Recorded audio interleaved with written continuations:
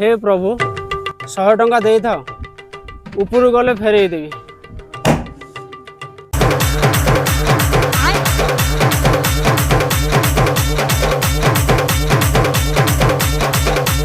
शहे टंका ऊपर को आसिकी नहीं जा।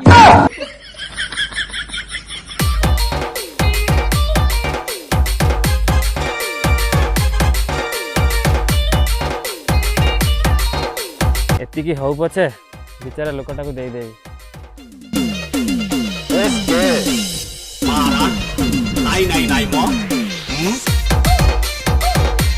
हे प्रभु ये हाथ कहीं देल 50 टंका गांडी मारदेला। हे प्रभु कौन आप सतरे दुनिया अच्छा?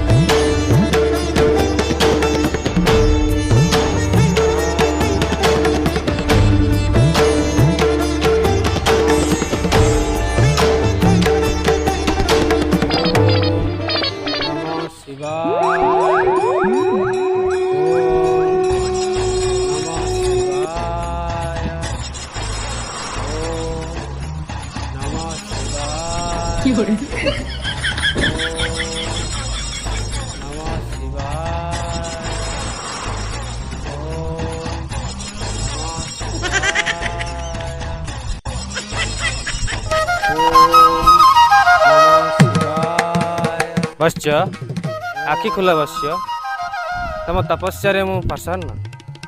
बस कौन तुम वरदान मागुच मत माग। प्रभु आपण आछंती प्रभु। हाँ बस तुम पाई मु आसी धरा पुष्ट कौन मागुच तुम माग। बस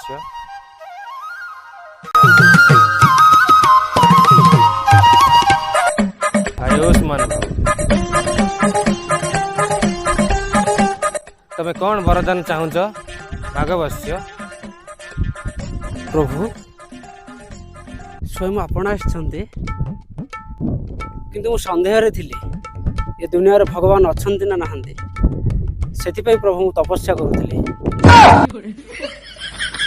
मूढ़ भक्त एते पुराण महाभारत लेखा गला 7 खंड रामायण सरिला आजिकाली का लोक आउ सन्देह रे नहांती सीता माई ना अंडीरा।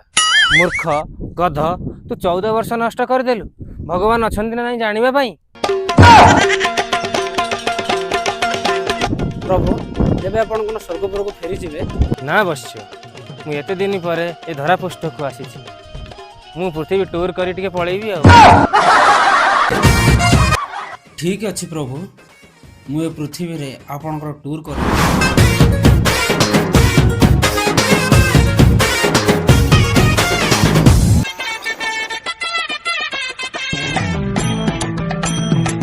बस यहीटा पुणी कौन प्रभु आपण को स्वर्गपुर जमीती इंद्रजान रथ आपण जमीती वृषभ पर बसिकी सारा दुनिया बुलंती आपण उठा में इंस्पायर है एमती 2 चकिया 4 चकिया उड़ा जहाज सब निर्माण कर प्रभु ये सब आपण का आशीर्वाद प्रभु। अच्छा अच्छा ठीक अच्छी बस चल अब पृथ्वी भ्रमण करिया। प्रभु टिके देखिकी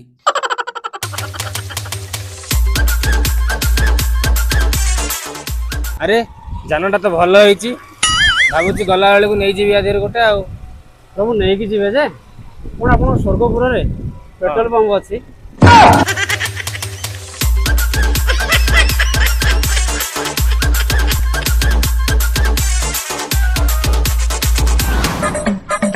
बस तुम पाखे मुद्रा अच्छी। प्रभु मुद्रा कौन करिवे आपण प्रभु? ये जड़े गरीब दरिद्र बालकटी अच्छी ताको देवाई पड़ो। प्रभु कहीं तो टिके दरिद्र कि गरीब बालक नहांती देख बस्य सम्मुखें ठिया होइछन्ति।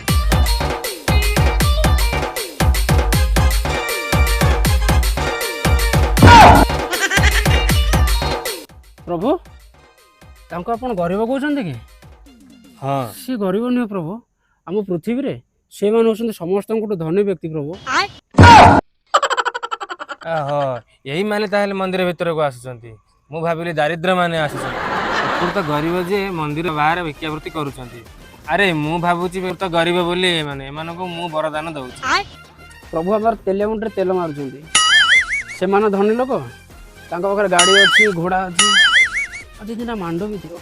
ଆଉ ଆମ ପାଖରେ କିଛି ନାହିଁ। ଗୋଟେ ଦିନ ମାଣ୍ଡ ହେଲେ ଦେଇଯାଆନ୍ତି। ଆରେ ବସିଅ, ମତେ କିଛି କଣ କହିଲ କି? ନାଇଁ ନାଇଁ ପ୍ରଭୁ, ଚାଲନ୍ତୁ ଆଗକୁ ଯିବା। ଜଳ ଜଳ ଜଳ ଜଳ। ପ୍ରଭୁ ପ୍ରଭୁ ଜଳ କଣ କରିବ ପ୍ରଭୁ? ପ୍ରଭୁ ଜଳ କଣ କରିବ ପ୍ରଭୁ? ପ୍ରଭୁ ମୋର ବୋଧେ ମନେ ହଉଛି ସେ ବାଳକଟା ସୁସ୍ୱାରତ ଅଛି। ପ୍ରଭୁ ସେ ବାଳ କଥା କହୁଛନ୍ତି କି ଆପଣ? ହଁ ବସ୍ୟ।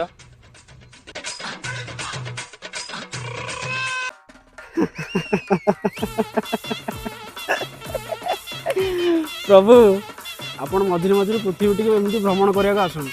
ପ୍ରଭୁ ସେ ବାଳକ ତୁଷାରତ ନାହାନ୍ତି ପ୍ରଭୁ, ଆଉ ସେଠି ବସିକି ପବଜି ଖେଳୁଛନ୍ତି ପ୍ରଭୁ। ପବଜି?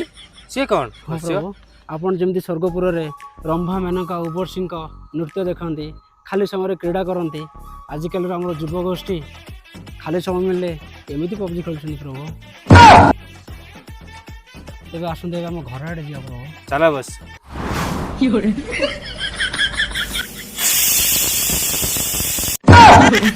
କଣ ଗୋଟେ ଶବ୍ଦ ହେଲା? ନା ମ ପ୍ରଭୁ, ଆପଣ ଏତେ ଦିନ ପରେ ଆସିଛନ୍ତି ତ, ଆପଣ ପ୍ରେସର କୁକରରେ ରୋଷେଇ ହଉଛି। ଆରେ ତମେ ଏମିତି ଖାଇବା ପ୍ରସ୍ତୁତ କରୁଛ? କୁଆଡ଼େ ଗଲା ସେ ଚୁଲି, କୁଆଡ଼େ ଗଲା ସେ କାଠ?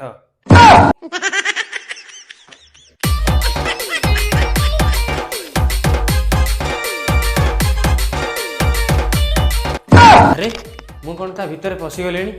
ପ୍ରଭୁ ଆପଣ ସେ ଯନ୍ତ୍ର ଭିତରେ ପଶିନାହାନ୍ତି।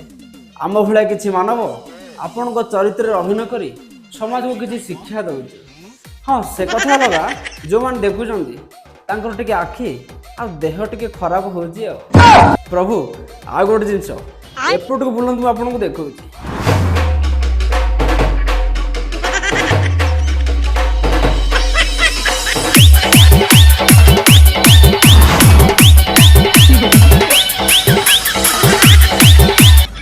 ଆଜିକାଲି ଟୋକା ଟୋପୁଡ଼ା ସମସ୍ତଙ୍କ ହାତରେ ଏମିତି ଗୋଟେ ଫେଡ଼ା ଫେଡ଼ା। ମାନବ, ମୁଁ ଚାହିଁଲେ ଏ ପୃଥିବୀକୁ କ୍ଷଣକେ ଧ୍ୱଂସ କରିଦେବି। ତମେ ନିଜ ଖୁସି ପାଇଁ ପରିବେଶକୁ, ଜୀବଜନ୍ତୁଙ୍କୁ ଅସୁବିଧାରେ ପକାଉଛ। ମାନବ, ନିଜ କର୍ମର ଫଳ ନିଜେ ତମେ ଆଜି ନହେଲେ କାଲି ଭୋଗିବ। ଏବେ ସମୟ ଅଛି, ତମେ ସୁଧୁରି ଯାଅ। ଠିକ ଅଛି ବସ୍ୟ, ମୁଁ ଏବେ ଆସୁଛି, ମତେ ଏବେ ବିଦାୟ ଦିଅ। ଯଥାଜ୍ଞା ପ୍ରଭୁ।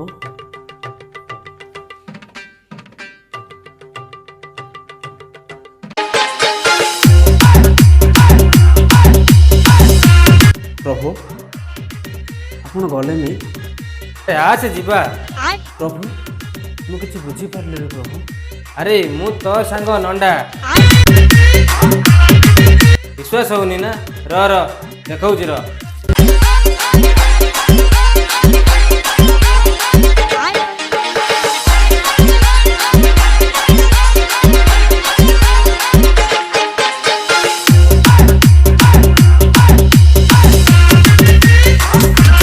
ବୋକା, 14 ବର୍ଷ ତପନ ଯଦି ଆଜି ଭଗବାନ ରୂପରେ ନ ଆସିଥାଏ, 14 ବର୍ଷ ତପସ୍ୟା କଲୁଣି, ଆହୁରି 14 ବର୍ଷ କି 15 ବର୍ଷ କରିଥାନ୍ତୁ, ଆଉ ତାହେଲେ ବି ଭଗବାନ ଆସିନଥାନ୍ତେ।